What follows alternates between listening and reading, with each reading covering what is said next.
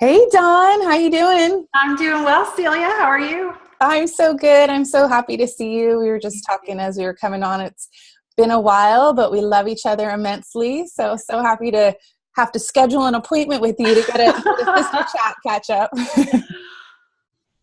So today, what we're going to do is just hang out, have a conversation in the female entrepreneur space and in the female coaching space in the online world. I've been just feeling like it's getting a little bit too contrived, a little too packaged, a little too polished, and so my revolutionary stance on that is to just call up the regular women that I know that are super cool, that know how to keep it real, and just have a conversation just like we would if we were on the phone, but bring it more out to the public so that they can get an inside scoop on the kind of things that we talk about, because I've just been having so many amazing conversations in this really interesting time in history. And I feel like instead of having them privately where I'm benefiting or the person I'm speaking to is benefiting from them, I'm like, let's get these conversations out in the open and hopefully, activate people. I love that. Love it. So the intention for our time is just to talk. And what I'm going to do is I'll just do a little intro of your bio before we begin so that those who are watching or listening who maybe are not familiar with you can get a little scoop on who you are. And then we will just see where the conversation takes us. Okay, so it says Dawn K. Gibson is a LCSW, which you can tell us more about later. But as a LCSW helps you be the woman you want your daughter to become. I love that. Through helping you heal generational patterns and trauma you don't want to pass down to your daughter. Amen. She is also the founder of Warrior Girls Rising. Again, love that to death, which is a program for preteens and teens she facilitates within schools and her local community. Dawn helps girls improve self and body confidence, body boundaries, and decrease stress so they can stay true to themselves and make an impact in the world as confident, powerful, and compassionate female leaders. Boom! That's so good. I love that so much. We've been hanging out and working together for several years now, and I know you've been like, I think this is it. I think this is it. Yeah. I think this is it. And now it feels like, no, heck yeah, this is it. Yeah, that's it. So how did you find your it? Because I know that's a bigger question, but I know for all of us, we're sort of trying to find it. And I know it's continually evolving, but I think for you, it's been a particularly interesting journey to get to where you feel like, hallelujah, I got it. Well, it's funny because I feel like, hallelujah, I got it, but it's still shifting and evolving, right? And so, totally. For example, I'm trademarking Be the Woman You Want Your Daughter to Become and Warrior Girls Rising.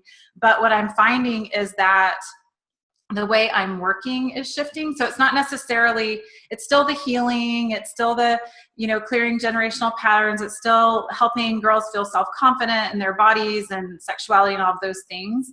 But I feel like the more inward I go, the more I connect to spirit, the more I meditate, the more I realize there are pieces that I'm not bringing forward that need to be brought forward, essentially parts of myself that I'm not hiding. I don't even like to call it hiding. Like I just have not, it's been percolating is what I'd like to say. So, yeah. So can you share any of those things that haven't come to light yet? Is there anything you can give us an insight? No, nothing that's going to shock you, but it'd be like, hello. So now remember, this is supposed to be like the sister chat. So what would you tell me if I said, like what? Yes. Okay. So I would say just leading with the spiritual teaching aspect of Be the Woman You Want Your Daughter to Become, because I really, truly feel that has been a big part of my life and has made the greatest impact on my life is really getting quiet. So many things have shifted and changed for me over the last several months that have brought me to this place right now. You had asked, I want to answer your first question that I feel like I didn't even answer, was how did I get to that place? And I feel like, I had Be the Woman You Want Your Daughter to Become, and I did that for a little bit, and it was going really well. And then I was like, no, that's not it. It's this over here, Mama Mojo. And then, no, that's not it. It's over here, and so I kept coming back. And finally it's like, okay, I've come back to this 3 times now. So it's probably it, And then the Warrior Girls Rising came about just with the election. I worked with girls and boys for years and years in the schools. I did group and individual counseling. I worked in nonprofits, and I loved working with teens. And I never thought I would go back to it for whatever reason, even though it was my passion for many years, until the election came up and all the grab 'em by the pussy comments and things like that. And I just felt it wasn't even something that I felt like, oh, that sounds interesting, I think I'd really like to do. It was more like okay, you have to do something. It's like you felt like a social responsibility. Yeah, exactly. But it was even deeper than that. Maybe I don't know if you can get deeper than social responsibility, but it was just this pull. It was again that thing that I kept coming back to, and I'm like, why am I not listening to this, to my intuition? Essentially, like, why am I not listening to that? I just need to go with it. And then in meditation, it came to me, and then it was brought on from there. So.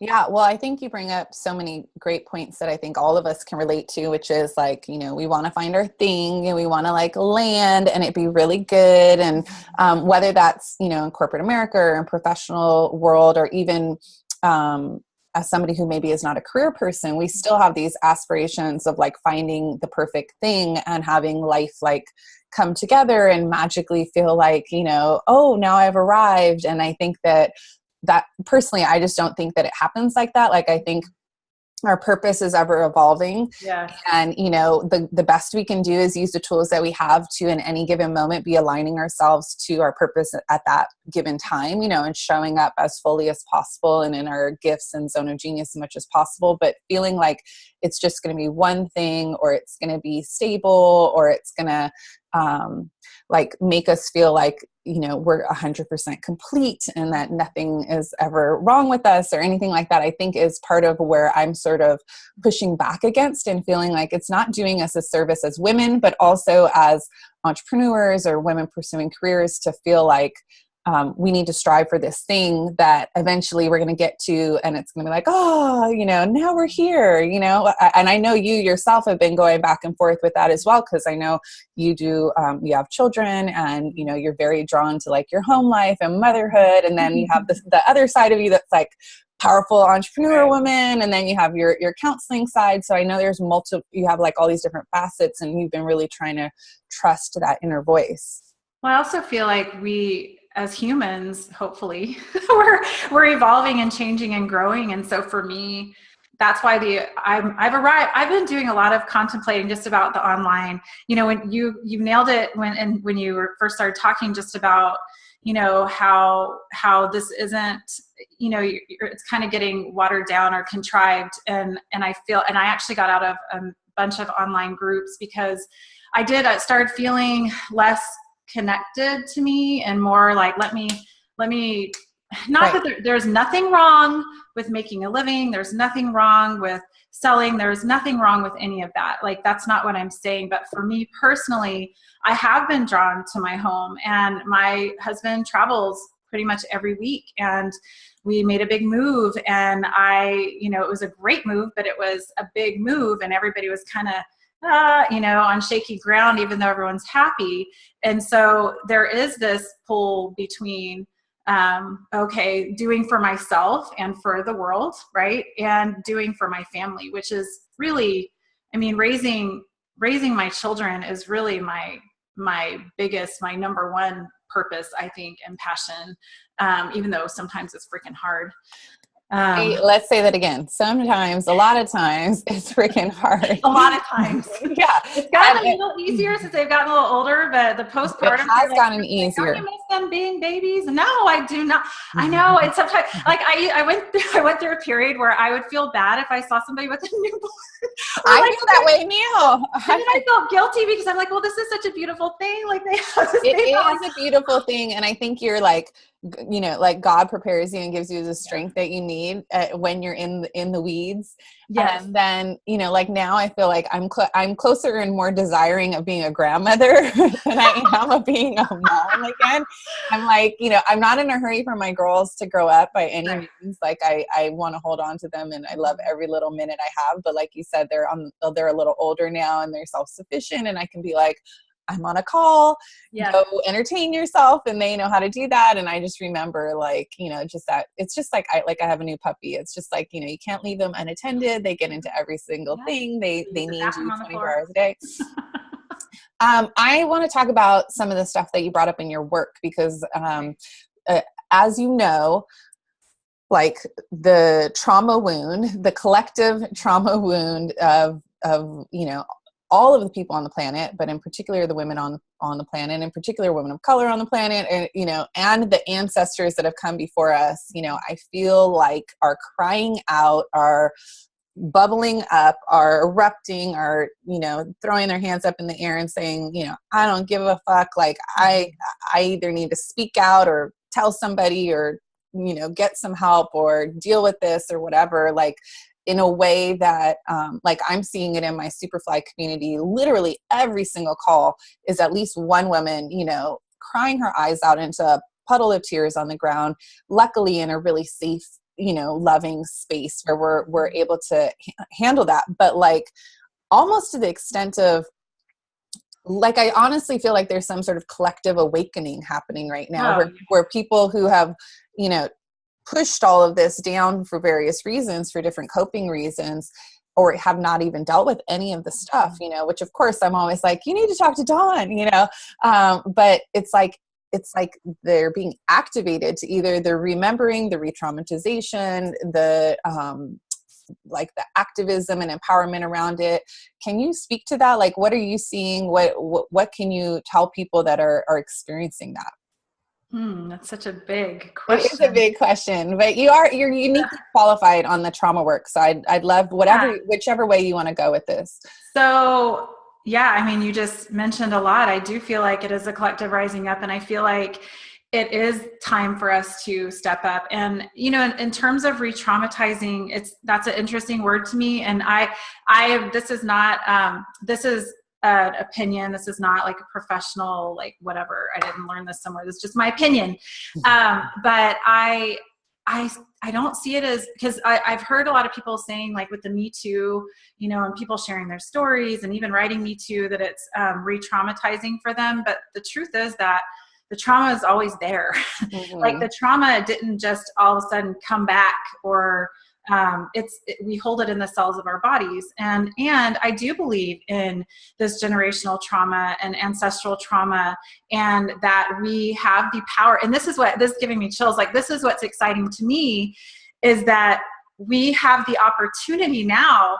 Like, our grandparents could not speak up about this. That it just wasn't a place and a time. Like nobody, and now people are able to speak up, and we have social media, and we have, celebrities coming out, and we have all these different things coming to light. And so we have the opportunity to do a couple of things. We can sit with our wounds and not really heal or do a whole lot, or we can take action.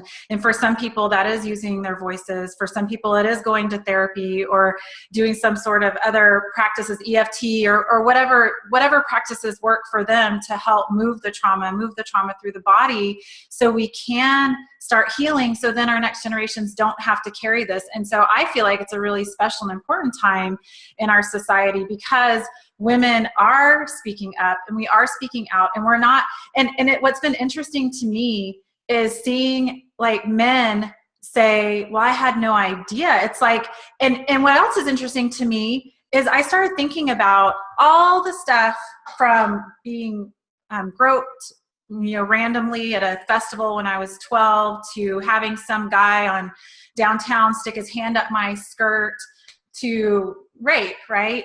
And I've thought about like who have I really sat and shared those things with, and I have shared some of it, but there's so much. Like I think we've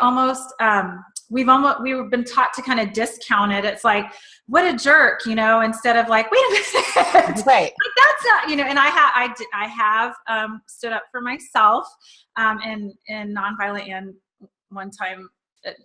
It was not my best moment, but I did punch the guy. But it's like, I feel like we are given the opportunity to do what the women before us have not been able to do.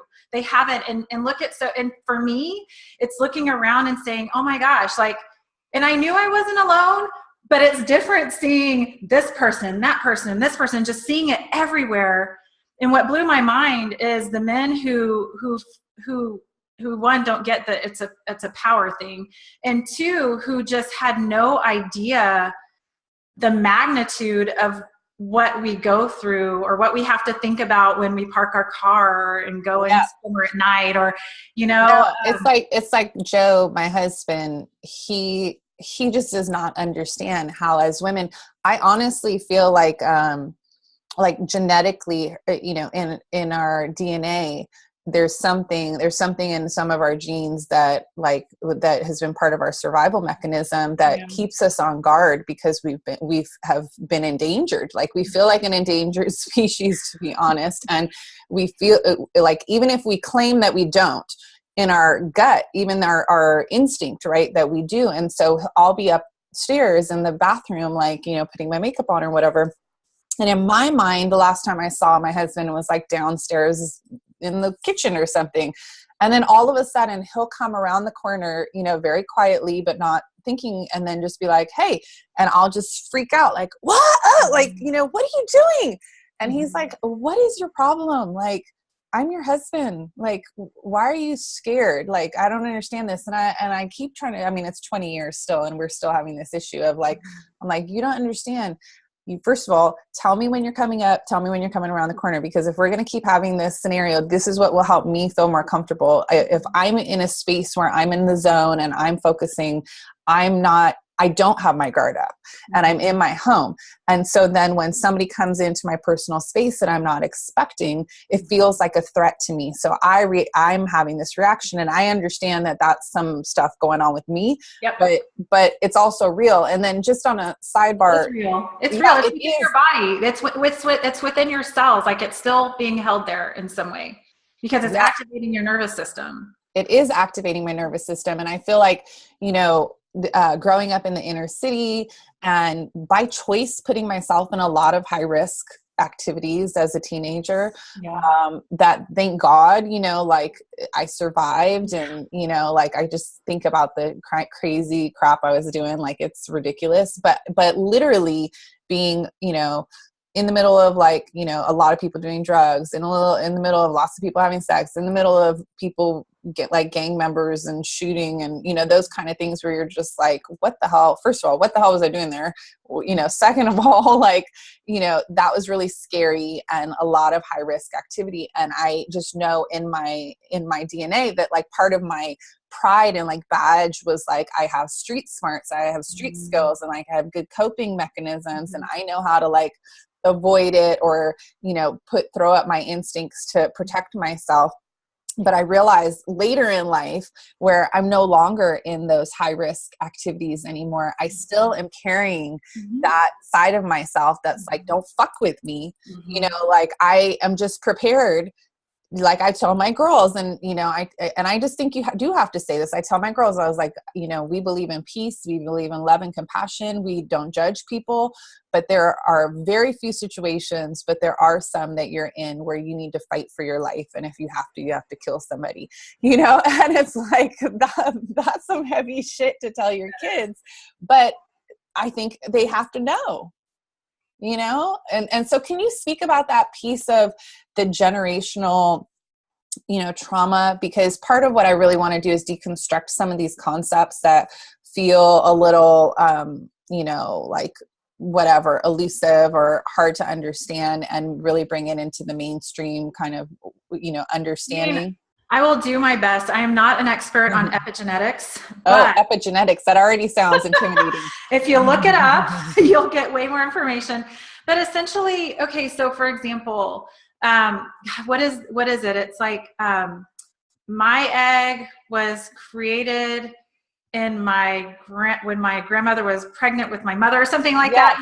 You live inside, your eggs live inside of your ancestors. Yeah. Yes. And so part of it's genetics, but to me, I also look at things energetically. And so energetically, if you think about it, for example, if let's say that your mother was severely depressed during pregnancy, that's going to impact you. It's going to impact your cells. It's going to impact you, or it's going to impact your beingness. If your mother was depressed even during during early childhood, a lot of times they're not as engaged. And so then the baby isn't creating the neural pathways that a baby would usually create during that time because they're not being engaged. And so all of that's going to impact you. And so her depression, even though it wasn't her intention, obviously, none of this is done maliciously or intentionally. It's just the way it is, but we get to decide whether or not we're going to continue to carry it or if we're going to process it. And so, and heal it. But what was I going to say about that? Just about the depression piece, you know, a lot of times with the women I work with, when we really get down to it, because the work I do is body-centered psychotherapy. And so we go within the body, utilize mindfulness practices, and I take them through a process.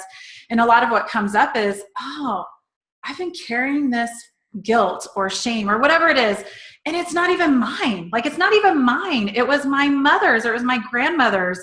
And they're able to recognize in that moment that, like, holy crap, like, now this piece that I've thought that I integrated and that I thought was like mine to hold isn't, it's theirs. Okay, now how can we separate that out now that you're conscious of it, right? Because a lot of this stuff, all of it actually is unconscious. Like, you can't know what you don't know. And there's so many things, so many layers to who we are and to our beingness and to our healing that we don't even realize until we really take the time to sit with it and to allow it and to allow it to move and to ask sacred questions about, you know, whatever it is that's happening. But I mean, that's the best way that I can explain it. No, that's great. And one thing you touched upon that I want to come back to also is, like I posted in the Superfly Society, or sorry, the Superfly Sisterhood group, I posted like a poll, you know, who has experienced trauma or who has a story of trauma, right? And it was like in like 1 hour, it was like 60 women were like, I do. And then some people put like variations of what trauma looks like to them. And then somebody else on another thread I was doing about trauma was saying, not everybody identifies with trauma. Yes. Or even the word, right? Yes. If you say trauma, they're like, huh? Yeah. But if you say how many have not felt safe or felt like their safety was violated or their body was violated or that they were taken advantage of, pretty much every single woman on the planet would raise their hand and say, like, I can relate to that. That's part of my story. And so what I'd love to do is just talk about, like you're saying, if that happened to you or if that recently or in the past has happened to you, that there are some sort of starting foundational tools that you can use right then. Can you share some of that? Yeah. So first I want to just address what you just said. So what I tell women is that trauma is subjective. And so a lot of people look at trauma, when they see the word trauma, they automatically go to PTSD, sexual assault, child molestation. But the truth is that there can be, you can have multiple little traumas that add up. And if you haven't healed that first one, then it just starts compounding. So you might have just little things happening in your life. It doesn't have to be it could be a major life event like a hurricane that destroys your house, or child abuse, sexual abuse, or child abuse and things like that. But it can also be like, maybe a teacher shamed you in class one day and you internalized that right away. And then maybe you didn't process that out. And then maybe you were hanging out with some friends, you got bullied that a week later, or whatever it might be. But there are these things that can build over time that don't necessarily have to be some massive PTSD moment, if that makes sense. Mm-hmm. And so really it's what you believe it to be. But in terms of how to start processing, I mean, honestly, the thing about trauma is the sooner. So I used to also help women heal birth trauma. And the sooner that you can get some sort of help with that from somebody who is trained in helping with trauma, because trauma, if a person isn't trained in helping with trauma, they can re-traumatize the person, and the person can go into a traumatic response during a session. And so you have to know, like, as a practitioner, how to manage those situations. But if the sooner you get help, the quicker it's going to be healed, if that makes sense. But then there, of course, are a lot of situations where people didn't have the opportunity to get help. And so for me, what I suggest, so if something, let's say something just happens that kind of shakes you to the core, and you can't get wherever to get help. Like I love dance practices, like dancing, dance. And then the shaking, from Koya, I love that, just to move it through your body, because the truth is that the quicker we can move it through our bodies, the better. EFT, tapping. I don't know if people are familiar with emotional freedom technique, but you can look that up too. EMDR, some people are trained in EMDR, and that's another way to release it. Sitting. So I used to say, sitting still and just being with yourself and seeing what arises is a good way to do that. But the truth is that some women can't sit still if they've been traumatized, because they go back into the freeze response. And that's why a lot of women struggle with meditating. And there's different ways to meditate, but the meditation where you're just sitting and quieting your mind, a lot of people probably, but we're talking about women, a lot of women struggle with that because it activates the freeze response from a time that they had been traumatized. And so it's really looks different for each person. So some people, it could be like quieting your mind, sitting in meditation, getting still. It could be, for some women, it might be just getting out there and going for a run, like just to move it through your body. But really, all in all, I suggest body-centered psychotherapy, like somatic therapy, body-centered psychotherapy, Hakomi, which is what I was trained in. I mean, anything like that, I feel is the most effective EMDR at helping people move through trauma more quickly than if you were to go talk. Because when we talk about our traumas over and over, we actually we're creating these pathways that is reactivating for us. And so does that make sense? So it's becoming even more ingrained, and then it activates our nervous systems more because we're telling the story over and over and over again. Whereas with the somatic work, you're really just focused on the body, and you don't even have to know what happened to the person. They don't even ever have to tell you what happened to them for you to help move that through, which I think is super fascinating.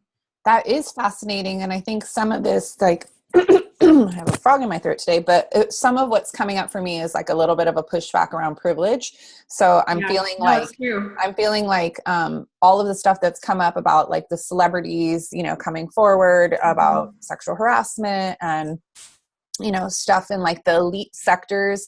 That's what's like flooded our news cycle right now. And that's what has brought everyday women to start saying the Me Too.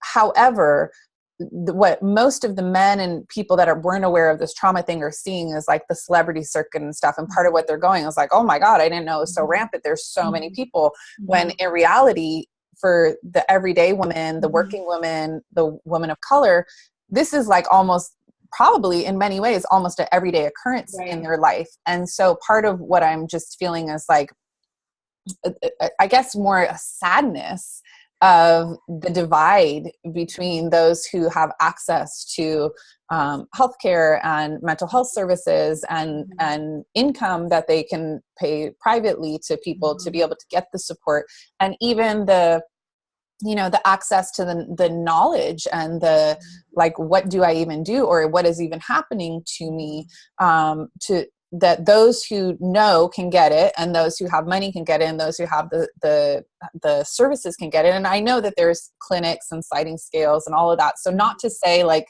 if you're struggling and you don't make a lot of money, that you shouldn't go and try and find a professional to help you.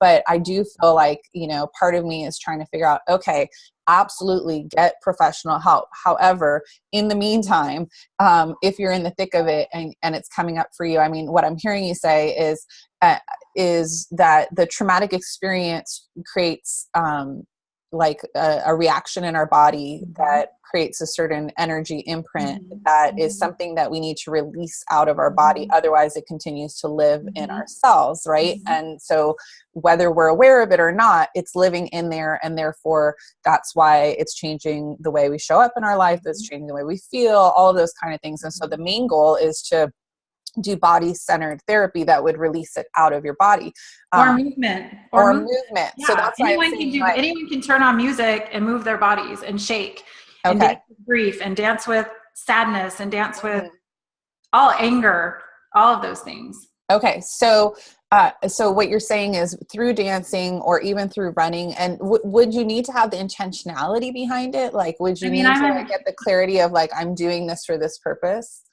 Honestly, I'm a huge believer in that. So, I mean, again, everybody's so different. So it just depends on the person. I mean, if that's something that resonates with the person, then absolutely. But I do believe, I believe moving your body is a very powerful way to move this stuff out. Like I do. I mean, I still I don't, go to therapy that much. I go like once a month now, but I move my body. If I'm feeling sad, I move my body. If I'm feeling angry, I move my body. If I'm feeling scared about something, I move my body. And you don't have to move it in any, it's like you just follow your body's lead. Like you listen to your body. I mean, really that's the most simplest thing that we can all do to move the energy out of our bodies, because emotions essentially are just energy wanting to move out of our bodies. And I'm not saying people shouldn't share their stories and people shouldn't express what happened or tell somebody what happened. That's not what I was saying with the re-looping, but that is something that happens if we continue to do that. And so then it's hard to get out of that looping. So, obviously I would also suggest talking to a friend, because that's also, I mean, sisters are very powerful at helping us. And and just getting support from your community, getting support from your family, getting support from your closest friends, whatever that looks like for you. But in terms of moving the energy out, I feel like movement, and like I said, it's not dance for everybody. For some people, it might be going for a run, or it might be just going boxing or something, or boxing, or getting out in nature. Or, I mean, nature is such a beautiful healer too. And if you can sit quietly at home without feeling like you're getting reactivated, then I do suggest that. But the problem is a lot of women feel activated around that. So, and that's something that anybody can do too. Like you just sit and you breathe and you focus on your breath and you notice the physical sensations. You notice if there's any tightness or any, whatever is happening. I mean, everybody's different in the way that they, in the way that their bodies show up essentially for them in the present moment. I think one of the things that is really important to me that I teach, and I know you do as well, is like that we have the ability to heal ourselves, and that we have this divine power within ourselves. So what we're seeking outside of ourselves, when we're praying or when we're meditating, is really something that resides within us as well. And it's about deepening that connection to ourselves and also empowering ourselves with the knowledge, like that I have what it takes to change my life or to change my circumstances. And so really what I'm hearing you say is a lot of it is that intentionality and knowledge of, I can make this happen. I can work on myself. I can transform this, and I can do the skill set that I have right now at this stage in time. And I can also seek resources through reaching out to my friends and my circle, looking online, trying to find, whatever help is available at the stage that you're at. And one of the things that you said was, because this was a point that was coming up earlier, when you said you were so surprised that men were like unaware that this was the existence for most women, it really made me think about some of the stuff around white privilege, because to me it's very similar in the sense of like, people are like, why are all these people talking about racism and white supremacy and like, what the hell, like get over it, whatever.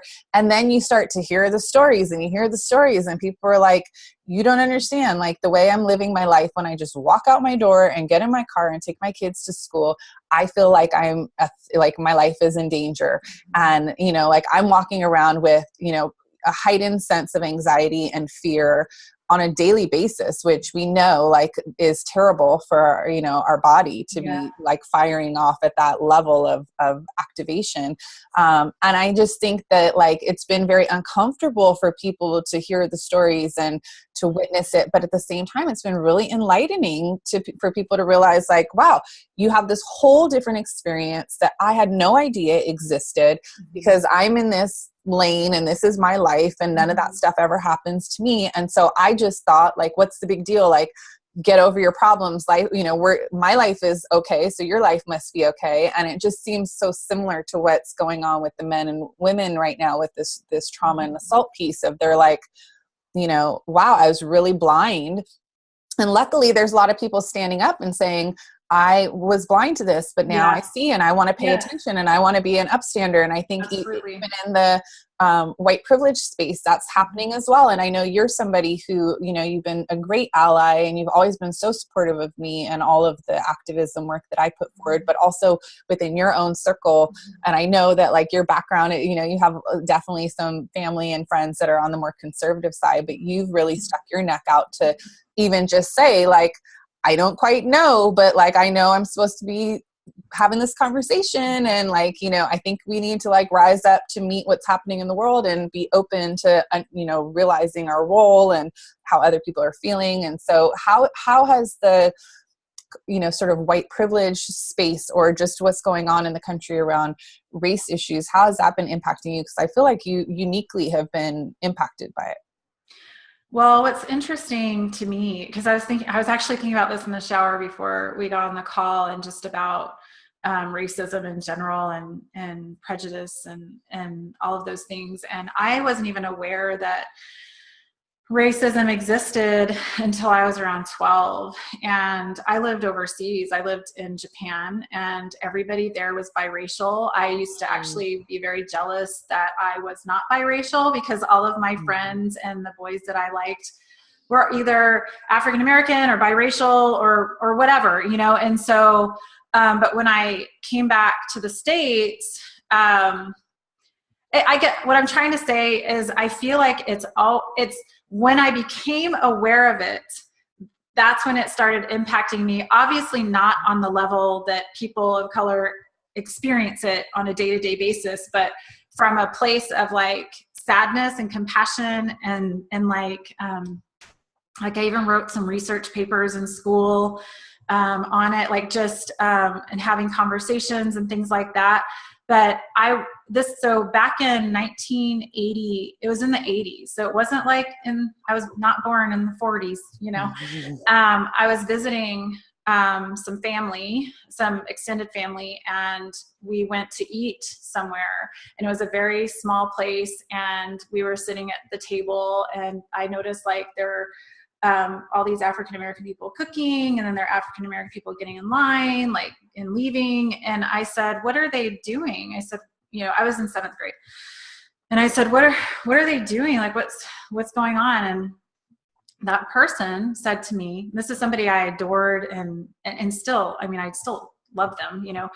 But they said, we don't want no sitting at the table with us. And I was like, and my whole body, like, just froze. Like, I felt numb, and I was just like, oh my God. Like, because my parents did not raise me that way. And even though they were both raised in the South, white South. And I just remember, like, that shifted everything for me. It was like, I don't know. I didn't even know how, and I didn't have anyone to talk to about it. Like, I didn't know how to process it. And so for me, like, it's always been really important, because I think it's just, my thing is, like, it's same with gay and lesbians, and same with, you know, women. It's why is this happening? I know why. I know, like, I've read into the history and I've educated myself, but it's like, it's one of those things, like, on more of, like, a soul level, like, this isn't okay. Like, it's not okay. And yeah, it does blow my mind that people don't realize racism still exists, but why? So I don't know how to answer the question, how it's impacted me recently. I just feel like, I don't know. I'm a social worker. I mean, that's by trade, but I'm a compassionate human. Like, I'm a compassionate woman, and I believe in equal rights for everybody. I don't think I'm any better than someone just because I have red curly hair or white skin or whatever, or that someone's better than me because they're male and they're whatever. I just don't think it's okay. And so when I see an opportunity to take a stand for anybody, children, women, people of color, gay and lesbians, then I'm at a place where I'm going to do it, because it's just the right thing to do, because it's just not okay. Like, it's just not okay. Amen. It's not okay. It's not okay. I don't get it. But I love that you're fired up about it. And I love that you've had experiences in your life that have activated you to it, and that it's clear that it's become something that you really wanted to know more about.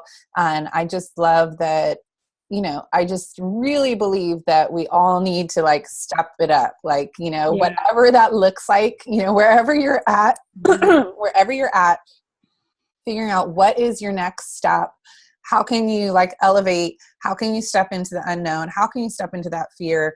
And the part around advocacy is, that's the whole point of privilege. If you're in a position of privilege and there's those who are less privileged in one way or the other, whether it's race, gender, sexual orientation, like, disabled, not abled or whatever, they able-bodied or whatever, like we need to be standing up for those who are saying, hey, what about me? Like, I am having an issue. I need some help. Like, I want people to hear my story. I want people to hear my struggle. And for us to just go like, well, that doesn't matter to me because that doesn't affect me. And right. I don't know any people like that. And I don't even know if you're telling the truth, that kind of stuff. Or people like what I found with people I know, is that they just don't see anything wrong with the way it is. They don't see anything wrong with what they believe, and they would go back in time. And that's what blows my mind. And maybe, I don't know. I don't know if it's, maybe because I was exposed to so many cultures growing up, and some people were just raised in that one place and they've never seen anybody different, or I don't know what it is. But I also feel like it's important for us, I'm married to, he's part Mexican, but he doesn't appear to be. My kids look white. And I think it's important for us to also be talking to our children about these things and to let them know, we have talked, since my kids were little, we've been talking about slavery and about privilege and about, about how people are treated and how their cousins might be treated someday or sometimes, and their biracial cousins, and they don't get it either, because, they're like, why would people do that just because the color? I said, I know, but we have to stand up, and we have to, be the compassionate people, and we have to speak out, and we have to understand that we are in a place where we have the responsibility really to be kind and compassionate humans and to help others whenever we can. Yes, so good. And that's like, and we're going to transition to the speed round, because this is what's happening on all of these amazing interviews is I'm just like, we could just talk all day and then we could go down this path and that path. But before we do, I just wanted to say with the Warrior Girls Rising, I feel like that's exactly what you're talking about. It is about socialization. It is about, but yes. It's greater than anything in terms of, it's about the way our country has been founded. It's the basis of the founding of the country. Mm-hmm. The country's wealth was built on, slavery. Yeah. It is our culture. It is our history, and we cannot deny it. And we can't say like, oh, it's been 200 years and we're getting joined by Tamika early onto our call. So Tamika, we're not quite done with our call. We'll see you very soon. If you can join me soon. That's Tamika. She's going to be on our next interview. And that's how we keep it real around here. Maybe we could just join Tamika into the call right now, but no, I'll be with her soon. So Tamika, if you can figure out how to join us back on the other call. There she goes. Yeah. So that's what happens when you just have all of your beautiful sisters coming to play with you. They just pop in and pop out, and I'll just do a teaser. Guess who was I want to say something before you go into the speed round. Like, I appreciate you bringing all of that up, like bringing up the privilege and the therapy and this and that, because sometimes I'm not perfect by any stretch. And sometimes I forget even some, about these things, even as aware as I am. I feel like I'm a very conscious, aware human, but sometimes I'm just like, because I guess maybe part of it too is when I was in my early 20s, I didn't really have a job, and I found a way to go to therapy. And I don't know, I came up with the money somehow. And I guess I just felt like, oh, there's, like you said, yes, there are services and things of that nature, but not everybody has access. And that's true. Well, and not every community is socialized to think that therapy is a good too. thing. I mean, in my experience with my women who are of color, they're changing this. That's why I'm saying each generation is evolving, I think, for the better in the most part. But, if I tell them about therapy, most of them would say yes. However, they'd also push back and say, when I grew up, I was taught therapy was, there was a stigma around it, like only crazy folks go to therapy, and I was watching even an African-American television show from the 1990s that was hanging with Mr. Cooper with my girls. And they're like, and he says in there, he's like, you need to go get therapy. And she's like, I'm not crazy, and I was like, oh, that's interesting. The stigma attached to it, where I've been such an advocate of therapy. I feel like therapy changed my life. I was in therapy for like 15 years. I'll go back anytime I feel like I need it. And I found great places to go that are very affordable. So I would just suggest for people to be in therapy in general and to seek it out, because there's lots of resources out there.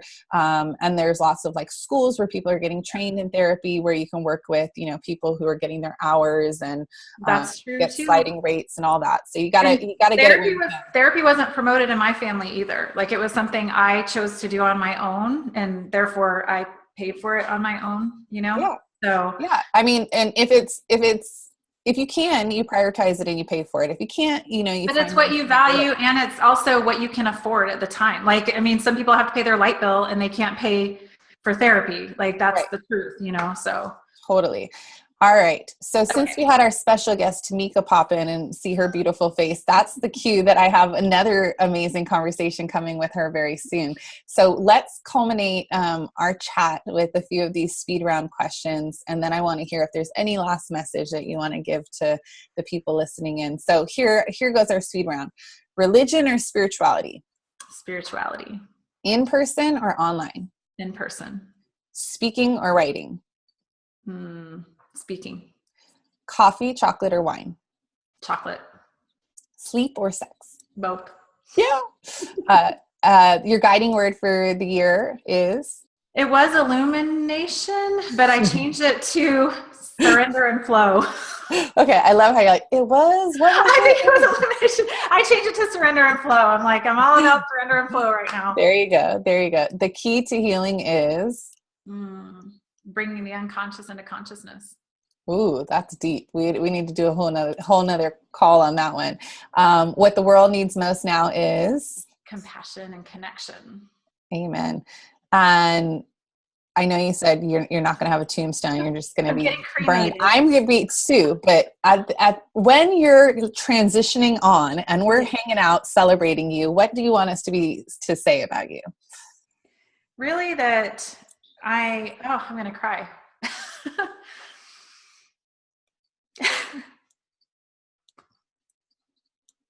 I just care deeply. Like, I care deeply about others, about my family, about my friends, about society. So I'm going to leave it at that.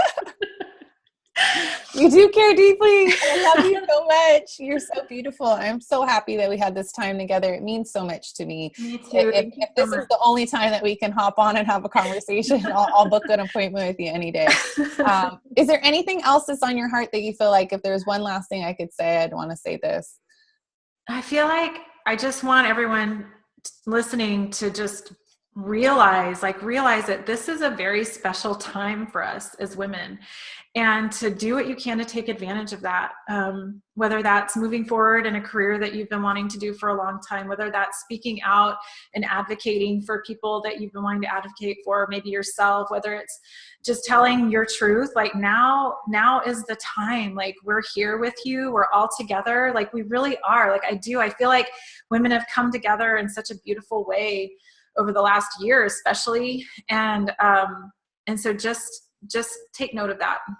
You don't have to do it alone. No. It's time to rise, but we're rising together. We're linking arms and we're stepping it up. Okay. Love you, sister. This has been so beautiful. I'll talk to you soon. Bye. Bye.